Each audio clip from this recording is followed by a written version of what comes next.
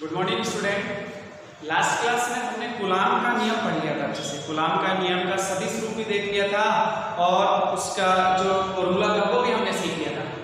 अब हम एक चीज देखेंगे कि भाई देखो, हमने लास्ट क्लास में ये सीखा कि दो आवेश है, उनके बीच बल और उसका सदिश रूप। अगर दो से ज्यादा आवेश हो तो हम कैसे उसको सॉल्व करेंगे, कूलाम बल कैसे निकालेंगे, ठीक है ना। किसी एक आवेश पर कुल बल कैसे निकालेंगे, तो उसके लिए हम अपना जो टॉपिक है वो लेके डिस्कस करते हैं।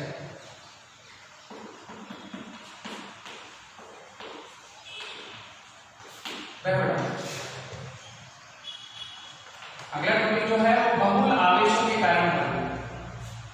बहुल आवेशों के कारण बल बहुत आसान सा टॉपिक है। आपके पास बहुत सारे आवेश हैं और उनके कारण किसी एक आवेश पर परिणामी बल निकालना हो, तो देखो इसको भी हम xy समतल में मानते हैं। सपोज मेरे पास एक xy समतल है। क्या है? xy समतल।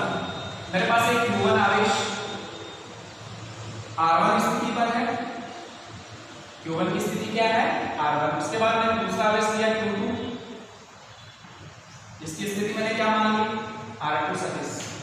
इसी तरह से q3 होगा, q4 होगा, मैंने qn जिसकी स्थिति क्या मान ली? rn सदिश। और एक फाइनली जो है मैंने डिसाइड किया कि एक आवेश q0 जिसकी स्थिति r0 है, और इससे मुझे इन सब आवेशों के कारण बल निकालना है। मुझे इस q0 पर q1 के कारण भी बल ज्ञात करना है, q2 के कारण भी करना है, qn के कारण भी करना है, और बीच में और भी हो तो उसके कारण भी बल ज्ञात करना है। तो हमें स्थितियां सबकी पता है। जैसे मैं q1 के कारण q0 पर बल निकालूंगा तो मुझे विस्थापन सदिश क्या होगा? ये विस्थापन सदिश, इसको मैं r0 1 सदिश से निर्देशित कर सकता हूं। कल ही सीखा था हमने त्रिभुज के नियम से। q1 के कारण q0 पर जो बल लगेगा उसकी दिशा किधर होगी? प्रतिकर्षण F0 1 लिख सकता हूं। इसको मैं क्या लिख सकता हूं? F0 1। इसी तरह से q2 के कारण q0 पर जो बल होगा उसके लिए मुझे ये विस्थापन क्या हो जाएगा आपका? r02 सदिश। इसके कारण इसके बल प्रतिकर्षण ये इसको इधर लगाएगा, इसको हम क्या लिखेंगे? F02 सदिश। इसी तरह से q3 q4 up to qn के कारण यहां पे बल निकालना होगा, तो ये वाला विस्थापन समीकरण है, इसको हम क्या लिखेंगे? r0 n सदिश। इसके कारण qn के कारण q0 पे बल लिखेंगे, उसकी दिशा इधर होगी नीचे की तरफ, इसको हम क्या लिख सकते हैं? f0 n सदिश। और अब हम सब काम क्या कर लेंगे? सदिश जोड़। कौन सा जोड़? सदिश जोड़, क्योंकि बल सदिश राशि है। अगर q0 पर परिणामी बल निकालना है, q0 पर परिणामी बल, तो क्या होगा? परिणामी बल का फॉर्मूला क्या होगा? उसको हम लिख सकते हैं F net सदिश बराबर जितने भी बल आए उन सबका सदिश जोड़। मैं लिखूंगा F0 1 सदिश प्लस F0 2 सदिश plus up to F0 n सदिश। और कल बल का सूत्र सदिश रूप तो हमने सीख ही लिया था। तो F0 क्या हो जाएगा बेटा? F net equals to F0 बल को क्या लिखेंगे?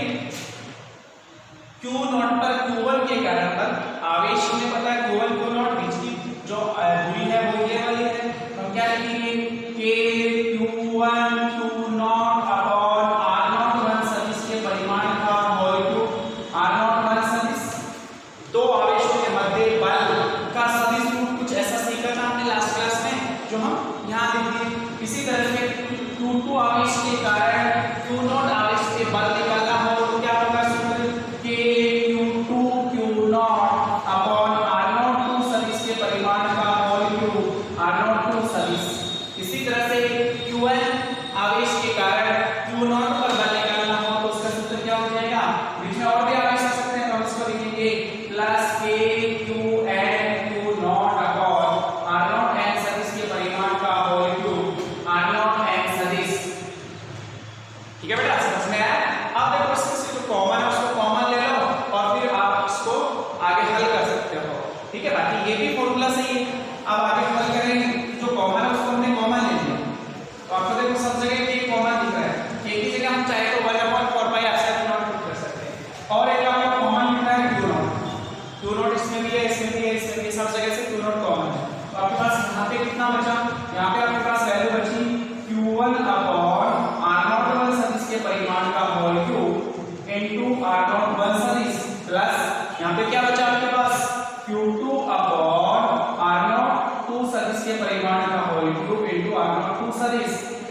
से यहाँ देखो कि यहाँ क्या बचेगा आपके पास Qn अपॉन R0 n सदिश के परिमाण का whole cube into R0 n सदिश। अब आपको क्या करना है, आंसर ये भी ठीक है। अब आप इसको समेशन की फॉर्म में, मतलब इसको एक जोड़ के रूप में भी लिख सकते हैं। तो m0 सदिश कितना आ जाएगा आपके पास, k की जगह चाहो तो 1/4 पाई एप्सिलॉन लिख सकते हो, Q0 आपका ऐसे ही ऐसे ऊपर समेशन i इक्वल्स टू 1, इसका शॉर्ट फॉर्म है छोटा, इसको जोड़ के हम ऐसे लिखेंगे i equals to 1 to n q1 q2 q3 qn, क्या लिखो इसको है qi, i के वैल्यू पुट करते जाएंगे, हल करते जाएंगे अपॉन r0 i सदिश के परिमाण का होल क्यूब r0 i सदिश। ये फाइनल आपका आंसर आ गया जो आपको हल करना था। तो हमने टॉपिक देखा बहुल आवेशों के कारण बल। तो किसी एक आवेश पे बहुत सारे आवेशों के कारण बल ज्ञात करना हो हम इस तरह से हल कर लेते हैं। बल सदिश राशि, इससे हमने सदिश जोड़ देखा, इसको हम अध्यारोपण का सिद्धांत बोलते हैं। इस टॉपिक के साथ लिखा होगा अध्यारोपण का सिद्धांत, तो वो यही चीज है, ठीक है ना, अलग अलग छोड़। क्लियर है? अब उसके बाद देखो इससे रिलेटेड हम कुछ प्रॉब्लम डिस्कस करते हैं, इससे रिलेटेड हम कुछ प्रॉब्लम, कुछ न्यूमेरिकल हल करते हैं। देखो बहुत आसान न्यूमेरिकल, और एग्जाम में ज्यादातर न्यूमेरिकल ही पूछे जाते हैं, ठीक है ना। इस चैप्टर से कई बार न्यूमेरिकल पूछे जाते हैं, तो आपको न्यूमेरिकल ध्यान में रखना है, कैसे हल करना है, आपको प्रैक्टिस करनी होगी न्यूमेरिकल की। बिना प्रैक्टिस के न्यूमेरिकल हल नहीं कर पाओगे। देखो मैं जनरल सा एग्जांपल लेता हूं कि सपोज मेरे पास एक समबाहु त्रिभुज है, क्या है, समबाहु त्रिभुज ABC।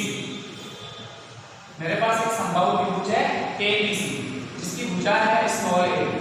समबाहु त्रिभुज की सारी भुजाएं बराबर होंगी, सारे कोण भी बराबर 60-60 के होंगे। तीनों शीर्षों पे स्मॉल q आवेश रखा हुआ है, तीनों शीर्षों पे क्या रखा हुआ है, स्मॉल q आवेश। और आपसे पूछा गया किसी एक शीर्ष पर परिणामी बल ज्ञात करो, किसी एक शीर्ष पर, मान लो मैं C पे करूं या B पे, किसी पे भी करूं। सपोज मैंने लिखा कि B पे परिणामी बल निकालना है, शीर्ष B पर। क्वेश्चन क्या है, त्रिभुज के शीर्ष B पर परिणामी बल निकालना है, परिणामी बल ज्ञात करना है। देखो बहुत आसान टॉपिक है, पास का क्वेश्चन है। तो देखो B पे जो स्मॉल q आवेश है उस पर दो आवेशों के कारण बल लगेगा, इसके कारण और तीन ही आवेश, पूरे निकाय में कितने आवेश, 3। तो जब हम यहाँ क्या कर रहे हैं तो इस पर ये भी बल लगाएगा और ये भी बल लगाएगा।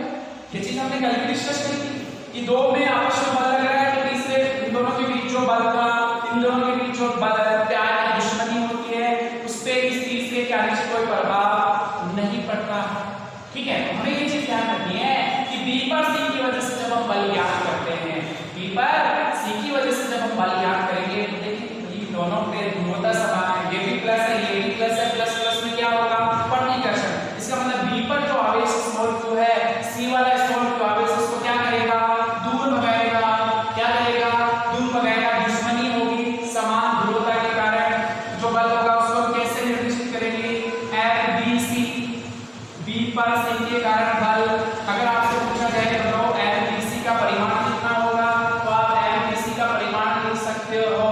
FBC का परिमाण बोलो, बीच की दूरी स्मॉल a, आवेशों के परिमाण q, क्या लिखा जाएगा, k2 स्क्वायर। तो क्या था, k1/r², तो k q1 q2 q2 square upon बीच की दूरी स्मॉल a स्क्वायर, समीकरण संख्या 1। पक्का समझ में आया?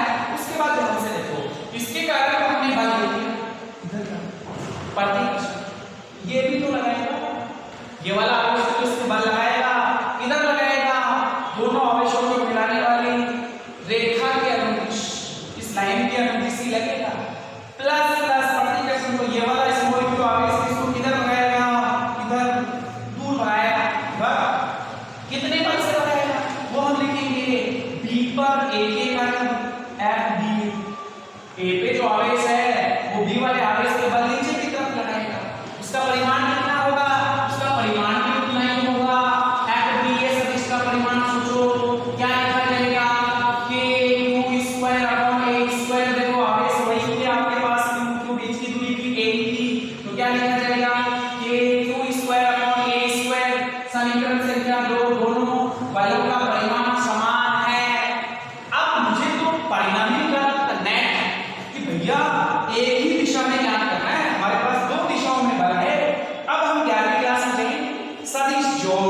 सीखा था, बिल्कुल सीखा था। देखो ध्यान से, ये वाला कोण कितना है 60 डिग्री,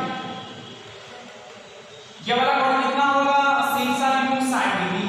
आपने ऐसा सीखा हुआ है कि दो सदिश, एक सदिश व बी सदिश के बीच के कोण बताओ थीटा, इन दोनों का परिणामी समांतर चतुर्भुज के नियम से इस दिशा में होगा। आर सदिश का परिमाण सीखा हुआ है, क्या था under root a square plus b square plus 2ab cos theta, ये सूत्र था। इस कॉन्सेप्ट को हमें यहाँ यूज करना है। जिसको सदिश अच्छे से समझ में आ गया उसको एक क्वेश्चन में कहीं दिक्कत नहीं आएगी, बहुत आसान है। भाई कूलॉम के नियम से हमने दोनों बल निकाल लिए, अब मुझे परिणामी बल निकालनी है, तो यहाँ फिजिक्स है ही, यहाँ तो पिछले साल वाली वेक्टर सदिश काम आएगी। तो उस कॉन्सेप्ट को यूज करके मुझे इन दोनों का परिणामी निकालना है। और ध्यान से देखो, परिणामी जो होगा वो बीच में नहीं होगा, ऐसे ही लिखोगे, परिणामी जो होगा इन दोनों का वो बीच में इस तरफ नहीं होगा। तो F नेट क्या हो गया आपके पास, F नेट सदिश का परिमाण जो है इसका सूत्र क्या बन जाएगा, F BC सदिश के परिमाण का स्क्वायर। इसको ऐसे भी लिख सकता हूं, सदिश परिमाण नहीं लगा के ऐसे भी लिख सकता हूं, FBC का होल स्क्वायर प्लस FBA का whole square plus twice FBC FBA cos theta. मैं जगह वैल्यू कितनी है 60 डिग्री, थीटा कितना है, दोनों बलों के बीच का कोण कितना है 60 डिग्री। हम क्या लिखेंगे cos 60 डिग्री। अब हम से देखो वैल्यू, इसका मान पता है, इसका मान पता है, समान है, वैल्यू करते हैं हमारा आंसर सॉल्व हो जाएगा। तो F नेट आ जाएगा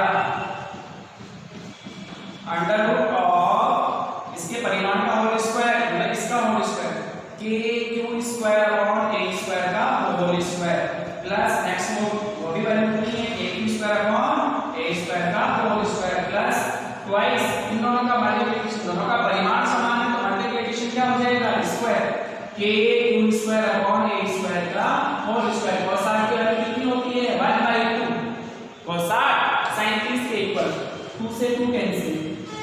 और अब ये जोड़ तो सबको ही आता है, तीनों वैल्यू समान, तीनों का जोड़ करेंगे तो 3 से गुणा हो जाएगा और फिर अंडर रूट लेंगे तो क्या आएगा वैल्यू F नेट सदिश का परिमाण √3 k square upon a square, इसका होल स्क्वायर का अंडर रूट लेंगे तो स्क्वायर का अंडर रूट हट जाएगा और ये आपका फाइनल आंसर सॉल्व हो जाएगा। ये वाला क्वेश्चन एग्जाम में शायद पूछा हुआ है। क्वेश्चन ऐसे पूछा जाता है, इसका बहुभुज जिसकी भुजा a है, तीनों शीर्षों पे समान परिमाण का आवेश स्मॉल q रखा है, किसी एक शीर्ष पे परिणामी बल ज्ञात कीजिए। तो आपको यही डायग्राम बनाना और इस तरह से पूरा हल करना है। तो एक पहली क्वेश्चन जो पहली प्रॉब्लम थी वो ऐसे में सॉल्व करना। अब इसी क्वेश्चन में देखो क्या क्या हमसे पूछ सकता है, क्या कैसे कैसे हमसे क्वेश्चन पूछ सकता है। कई बार क्या होगा कि मान बदल दिया +2 -2 +2 किसी एक शीर्ष पे निकालो, थोड़ा बहुत वैल्यू चेंज हो, ठीक है। उसके बाद कई बार क्या पूछेगा कि इसके केंद्र पे परिणामी बल निकालो, वो अच्छा क्वेश्चन है, ठीक है। तो आपने ये तो कर लिया शीर्ष वाला क्वेश्चन, अब हम केंद्र वाला को डिस्कस कर लेते हैं, फिर बाकी क्वेश्चन आगे देखेंगे। तो नेक्स्ट क्वेश्चन जो है उसमें यही सेम प्रॉब्लम है, उसमें क्या करना है शीर्ष के बजाय केंद्र पे निकालना है, केंद्र पर परिणामी बल ज्ञात करना है, ठीक है ना। समबाहु त्रिभुज के केंद्र पे परिणामी बल ज्ञात करना है और कंडीशन क्या होगी साथ में कि भाई शीर्षों पे कुछ आवेश रखे होंगे, केंद्र पे भी कोई आवेश रखा होगा और फिर आपसे परिणामी बल पूछा होगा। तो आपको देखो यही सेम प्रॉब्लम देखनी है।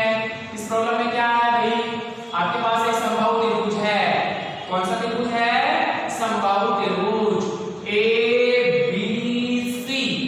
इस शीर्ष पे कितना आवेश रखा हुआ है स्मॉल q, इस शीर्ष पे भी स्मॉल q और इसमें भी स्मॉल q, उसकी भुजा स्मॉल a मान ली, सेम प्रॉब्लम। और आपको इसके केंद्र पे, केंद्र को हमने O से निर्देशित कर दिया, प्लस कैपिटल Q आवेश स्थित है और इस केंद्र O पर परिणामी केंद्र O पर परिणामी बल ज्ञात करना है, केंद्र O पर परिणामी बल ज्ञात करना है, ये क्वेश्चन है। अब ध्यान से देखो, अपने पास 3 आवेश तीनों शीर्षों पे स्थित है, small q small q small q, और मुझे ज्ञात कहां करना है यहां पर। तो देखो भाई इस पर ये वाला जो आवेश है वो भी बल लगाएगा, ये वाला भी लगाएगा और ये वाला भी लगाएगा, बट उसके लिए मुझे पहले ये वाली भी चाहिए भाई, दोनों के बीच बल ज्ञात करना है तो ये वाली दूरी चाहिए, इन दोनों के बीच बल ज्ञात करना है तो ये वाली दूरी चाहिए और ये वाली इसके कारण इसमें बल ज्ञात करना है तो ये वाली दूरी भी चाहिए। बिल्कुल सत्य है। ये दूरी ज्ञात करना हम अलग से सीख लेंगे कि संभव त्रिभुज के शीर्ष से केंद्र के बीच की दूरी कैसे ज्ञात की जाती है, वो हम डिस्कस कर लेंगे। ठीक है, तो उसको हम थोड़ा अलग से डिस्कस कर लेते हैं कि केंद्र से शीर्ष के बीच आपके पास संभव त्रिभुज है, उसके केंद्र से एक शीर्ष से निकाल लेते हैं। तो देखो कैसे ज्ञात किया जाता है। ये ए मान लिया, ये बी मान लिया, ये इसकी मान लिया, इसकी भुजा ए।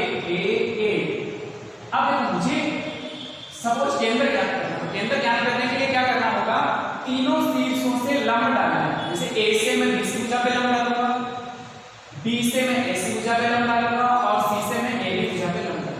तीनों लंब जहां एक दूसरे को काटेंगे, तीनों का प्रतिच्छेद बिंदु आपका क्या होगा, केंद्र, इस त्रिभुज का केंद्र। ठीक है, वो तो हम जानते हैं। अब देखो मैं पहले ए से बी की भुजा पे लंब डालूंगा, मैंने ये लंब डाला, मैंने कौन कितना मैंने 90 डिग्री। मुझे पता है ये वाला कोण कितना है, 60 डिग्री। संभव त्रिभुज के तीनों कोण बराबर होते हैं 60 के। अब मैं आपसे पूछूं कि मुझे पता है कि ये समकोण है 90 डिग्री, 90 डिग्री के सामने वाली भुजा कर्ण होती है, थीटा के सामने वाली भुजा लंब होती है, तो मैं इस बिंदु को डी बोल देता हूं। अगर मुझे एडी ज्ञात करना है और एडी दिया हुआ है और इस त्रिभुज को ध्यान से देखूं तो कौन सा सूत्र लगेगा, एडी आपका हुआ लंब, एडी आपका हुआ कर्ण, लंब और कर्ण में संबंध sin थीटा होगा, मतलब sin थीटा की जगह वैल्यू कितनी है 60, sin 60 बराबर लंब बटा कर्ण। लंब आपका एडी है और कर्ण आपका एडी है। मुझे एडी लिखना है तो एडी बराबर क्या हो गया सूत्र, एडी sin 60, sin 60। तो एडी बराबर एडी की वैल्यू कितनी है, स्मॉल ए, एडी आपका कितना है, स्मॉल ए, sin 60 की वैल्यू √3/2। तो आपके पास ये टोटल दूरी है, आपके पास कितनी आ गई, टोटल दूरी एडी आपने ज्ञात कर दी। अब मुझे तो यहां से ये वाली दूरी चाहिए, इसको मैंने ओ बोल दिया, मुझे तो एओ चाहिए। तो आपने 10वीं क्लास में कोई प्रमेय थ्योरम पढ़ी होगी कि जब आप ऐसा करते हो तो एओ जो है वो इस टोटल दूरी का 2/3 भाग होती है, 2/3 मल्टीप्लाई एडी। ये थ्योरम आपने 10वीं क्लास में पढ़ी होगी कि ये जो डिस्टेंस है वो टोटल डिस्टेंस की 2/3 पार्ट होती है, 2/3 भाग होती है। मान रखो उत्तर आ गया, एओ बराबर 2/3, एडी कितना है √3/2 इनटू स्मॉल ए, 2 से 2 कैंसिल हो गए, इधर कट जाएगा, एओ कितना आ जाएगा a/√3। आपको न्यूमेरिकल नहीं है, ऐसे सॉल्व करने की जरूरत नहीं है, आप याद भी रख सकते हो। ये तो गणित का क्वेश्चन है कि जब भी आप संभव त्रिभुज के केंद्र से शीर्ष के बीच की दूरी ज्ञात करो तो भुजा की 1/√3 गुणा होती है, दिमाग में फिट कर लो, भुजा जो है उसकी 1/√3 गुणा होती है। तो आपको ये पता चल गया कि ये वाला डिस्टेंस a/√3 है, ये वाली डिस्टेंस भी कितनी होगी a/√3 और ये वाली भी a/√3। ये देखो 3 भागों में बटा है, ये वाला कोण, ये वाला कोण और ये वाला कोण बराबर होंगे 120 120 120, टोटल 360 होता है ना। अब देखो जैसे मैं b के कारण o पे बल लिखूंगा +2 +2 प्रतिकर्षण की दिशा में, क्या लिखूं उसको मैं FOB सदिश, c के कारण लिखूंगा इस दिशा में FOC सदिश, a के कारण लिखूंगा नीचे की ओर FOA सदिश। 3 दिशाओं में बल और तीनों का परिमाण समान है, क्योंकि देखो स्मॉल q कैपिटल q बीच की दूरी a/√3, small q capital q बीच की दूरी a/√3, सब सेम। तो तीनों का परिमाण मतलब FOA सदिश का परिमाण बराबर FOB सदिश का परिमाण बराबर FOC सदिश का परिमाण, और मान कितना होगा k capital q small q upon a/√3 का होल स्क्वायर। अगर इसको हल करोगे a/√3 का होल स्क्वायर a²/3 b ऊपर चला जाएगा तो आंसर आएगा 3 capital K small capital Q small q upon a²। आपके पास वैल्यू आएगी 3 capital K capital Q small q upon a²। तो तीनों का परिमाण समान। अब इस ऊपर 3 दिशाओं में 3 समान परिमाण के बल आरोपित होंगे, एक इस दिशा में, एक इस दिशा में और एक। हमारा टारगेट क्या होता है, हमारा उद्देश्य होता है कि किसी एक दिशा में ही बल ज्ञात करना है। ठीक है, किसी एक दिशा में ही हमें बल ज्ञात करना है। तो आप इन दो का पहले परिणाम निकाल लो। अगर मैं इन दोनों का परिणाम ही सोचूं, इन दोनों का परिणाम ही सोचूं, इन दोनों के बीच कोण 120 डिग्री, इन दोनों का परिणाम इस दिशा में होगा, उसको मैंने लिख दिया f' सदिश। और अगर मैं f' सदिश का परिमाण ज्ञात करूं, f' सदिश का परिमाण, तो वो क्या होगा, इसके परिमाण का स्क्वायर प्लस इसके परिमाण का स्क्वायर प्लस ट्वाइस ये वाला परिमाण cos 120 डायरेक्ट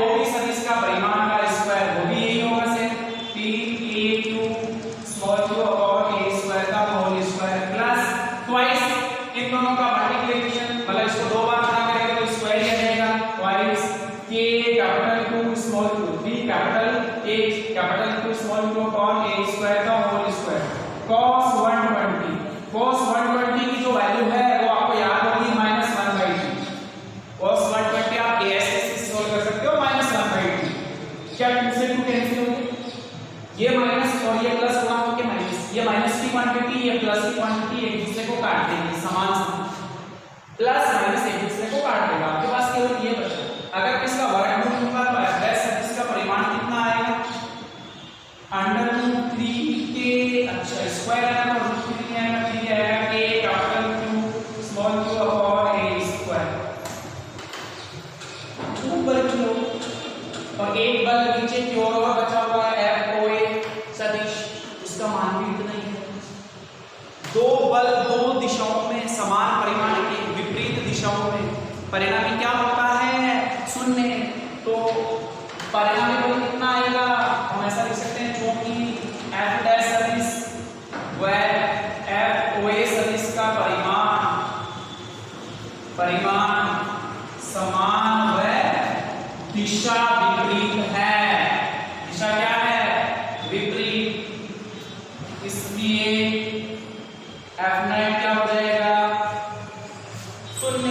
F नेट क्या हो जाएगा, एक शॉर्ट ट्रिक बन गई, कैसी भी ज्यामिति ले लो, त्रिभुज ले लो, चतुर्भुज ले लो, पंचभुज ले लो, षटभुज ले लो, कुछ भी मान लो, अगर उसके शीर्षों पे समान आवेश हैं Q Q Q तो केंद्र के परिणामी हमेशा क्या होगा, शून्य। मान चेंज कब होगा, जब इनकी ध्रुवता बदल जाए या कुछ मान अलग हो, Q लिख दिए इसको 2, Q लिख दिए इसको 2, तो परिणामी 0 नहीं आएगा। इस स्थिति में परिणामी 0 नहीं आएगा। परिणामी 0 कब आएगा, जब समान परिमाण के आवेश शीर्षों पे स्थित हो, तो चाहे त्रिभुज ले लो, चाहे चतुर्भुज ले लो, पंचभुज, षटभुज, कुछ भी ले लो, उसके केंद्र पे परिणामी हमेशा क्या होगा, 0। आपने 11वीं क्लास में घड़ी वाला क्वेश्चन किया था गुरुत्वाकर्षण बल के और केंद्र पे परिणामी निकाला था घड़ी वाला, उसमें आपके पास जो बॉडीज थी उनके द्रव्यमान अलग अलग थे, तो केंद्र पे परिणामी 0 नहीं आया। बट इस टाइप का एक क्वेश्चन और किया था जिसमें mm रख लेते और फिर अगर हमने गुरुत्वाकर्षण बल निकाला था तो उसमें 0 आया, ठीक है। उसी टाइप का तो पढ़ सकते हैं। अब हम कुछ प्रॉब्लम जो है वो आपको घर के लिए देंगे, 2 क्वेश्चन आपको घर से सॉल्व करके लाने हैं, अभी लिख देता हूं बोर्ड पे। और कोई डाउट हो तो मेरे से पूछना, फोन करके आप पूछना, कोई समस्या हो तो मेरे से पूछ लेना, बट वो आपको सॉल्व करनी है। मैंने त्रिभुज वाली दोनों प्रॉब्लम आपको सॉल्व करा दी, अब आपको वर्ग वाली जो प्रॉब्लम है वो खुद को ही सॉल्व करनी है। बोर्ड पे लिखूं तो क्वेश्चन तो आपको हल करने हैं, दोनों क्वेश्चन आपको हल करने हैं। आपके पास एक वर्ग होगा, क्या होगा, वर्ग, जिसकी भुजा a 6 पे Q, इस पे भी Q, इस पे भी Q और इस पे भी Q। इसको A बोल दिया, इसको B बोल दिया, इसको C बोल दिया, इसको D बोल दिया। किसी भी एक चीज के परिणामी बल पूछ लिया, जैसे शीर्ष A पर ही पूछ लिया, शीर्ष A पर परिणामी बल क्या है, क्वेश्चन समझ में आ गया, ज्ञान कीजिए, पक्का समझ में आ गया। किसी भी एक चीज के परिणामी बल पूछ लिया तो वो आपको ज्ञान करना है। इसी तरह से नेक्स्ट प्रॉब्लम को लिख रहा हूं, वो भी त्रिभुज की ले रहा हूं, -q + q + q -